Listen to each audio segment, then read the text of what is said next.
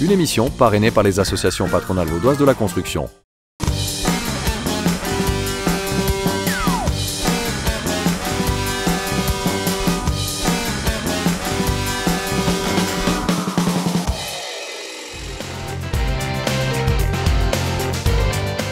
Nous avons démarré cette aventure avec la visite de la maison.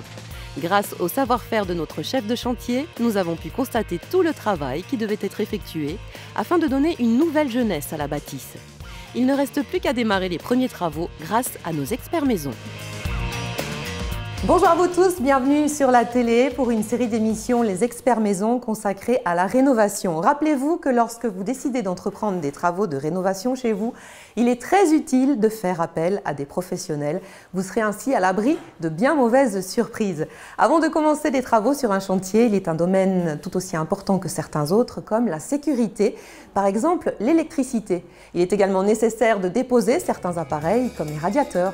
En résumé, tout bien préparé dans les règles de l'art avant de commencer les travaux sur le chantier en question.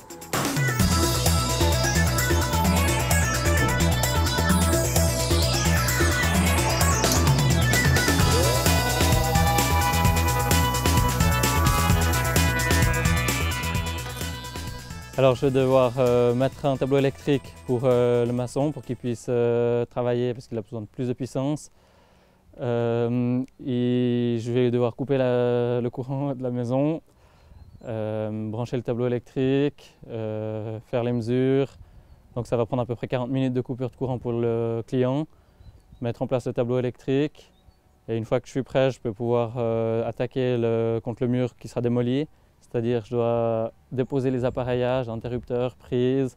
Dans le cas, l'armoire à pharmacie de la salle de bain qui sera aussi un petit peu rénovée. Aujourd'hui, mes tâches sont vider l'installation, dépose de tous les radiateurs concernés dans les pièces qui vont être rénovées, suppression du radiateur du couloir.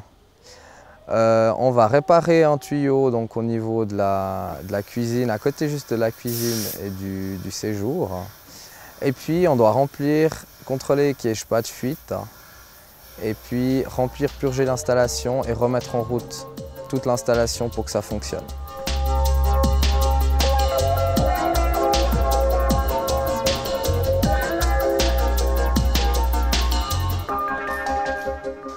La sécurité sur un chantier est primordiale pour permettre aux différents corps de métier de travailler dans des conditions optimales. Raison pour laquelle nous démarrons cette aventure par la mise hors service partielle de l'électricité.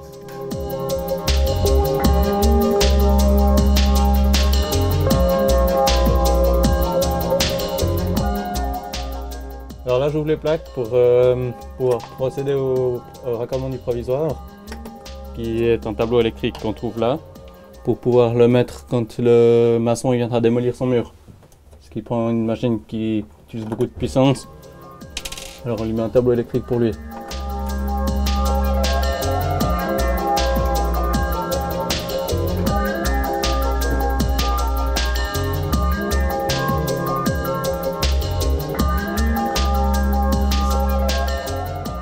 Et je vais brancher mon tableau provisoire sur les 3 bornes ici et sur les 2 ici. Il n'y a pas beaucoup de place, alors je risque de faire une coupure de courant générale pour pouvoir être à l'aise pour travailler sans danger.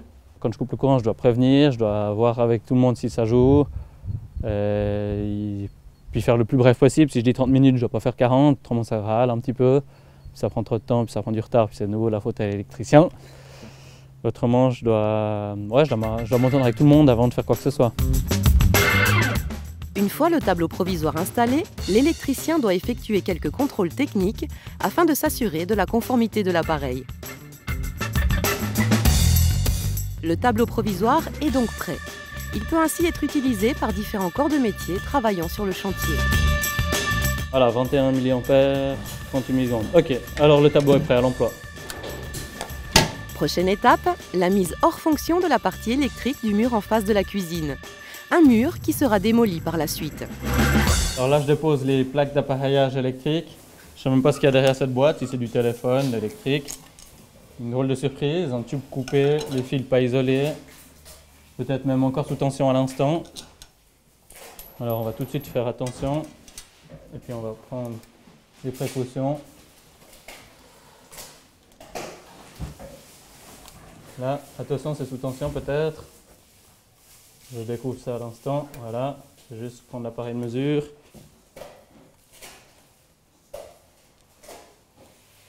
Là, il n'y a rien, c'est bon. Sortie de fil, on est déjà pas mal. C'est pas trop dangereux. Je sais même pas où vont ces fils, je sais même pas à quoi ils servaient à l'époque.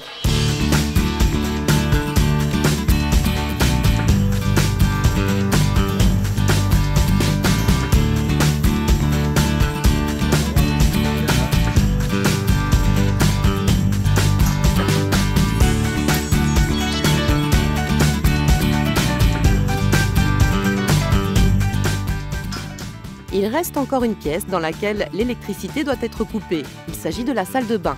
Il faut non seulement couper le courant, mais également démonter l'armoire à pharmacie avant de laisser place aux travaux de rénovation.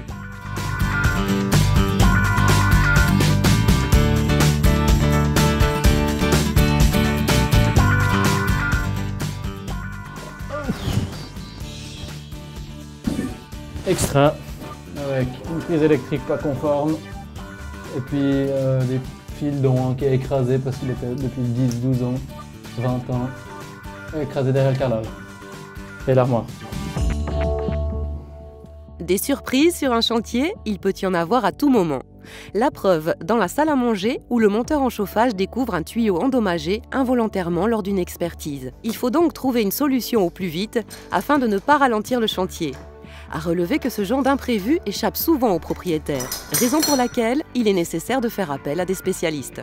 Les personnes, elles minimisent énormément l'impact des travaux, c'est-à-dire que des fois, on vient juste pour une dépose de radiateur et malheureusement, il y a un petit contretemps ou deux contretemps, un maçon qui perce un tuyau, les tuyaux qu'on n'avait pas vus à la base avant de casser le mur qui étaient abîmés derrière le mur, donc pourris, ça peut arriver souvent. Donc ça, c'est tout des paramètres à prendre en compte.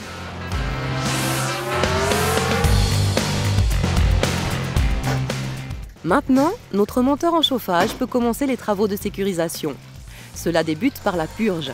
Il faut ensuite supprimer un radiateur et en déposer 3 autres. Ce travail requiert des gestes précis et il ne faut négliger aucune étape. Les étapes clés sont la vidange de l'installation, arrêt de l'installation, vidange de l'installation.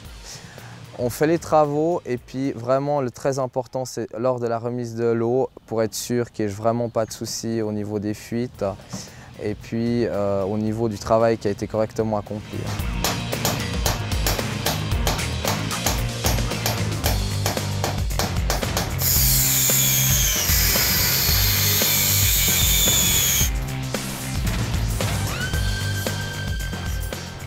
Il faut toujours faire attention à notre propre sécurité, c'est-à-dire lunettes de protection pour la soudure, lunettes de protection pour meuler.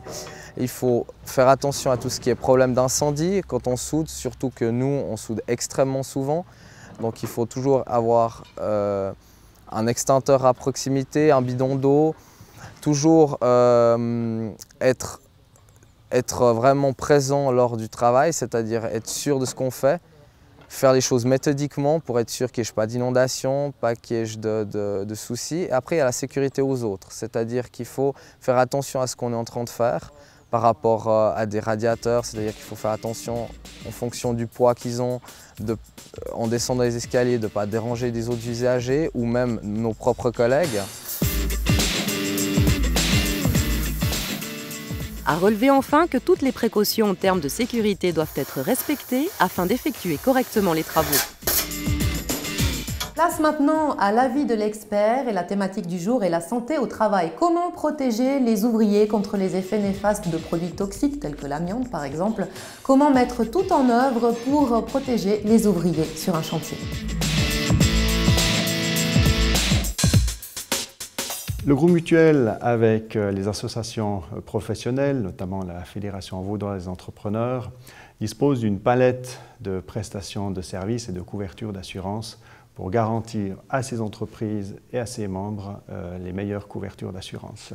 Le groupe mutuel, notamment par son assureur maladie Philos, est également très attentive à la promotion de la santé, à la prévention et en partenariat avec des acteurs locaux, c'est de mettre en place toutes les sensibilisations, notamment gestes et postures, lors de port de charges lourdes. Il est évident que de faire appel à un ami, à un voisin, lors de la rénovation d'un bien immobilier, la construction d'une véranda, ne fournit pas toutes les garanties assécurologiques. Et donc de s'adresser à un professionnel rompu à ces exercices, disposant des bonnes couvertures, c'est finalement la garantie d'avoir son bien réalisé dans les délais.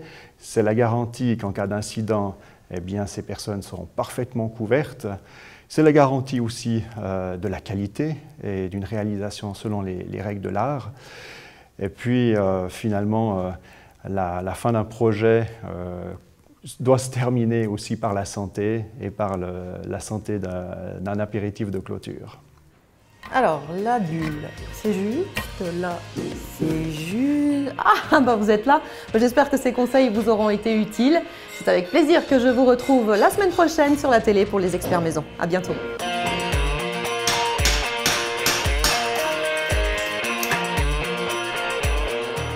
La semaine prochaine, nous découvrirons les travaux de démontage du menuisier. Il s'agit d'enlever les lambris au 2e étage.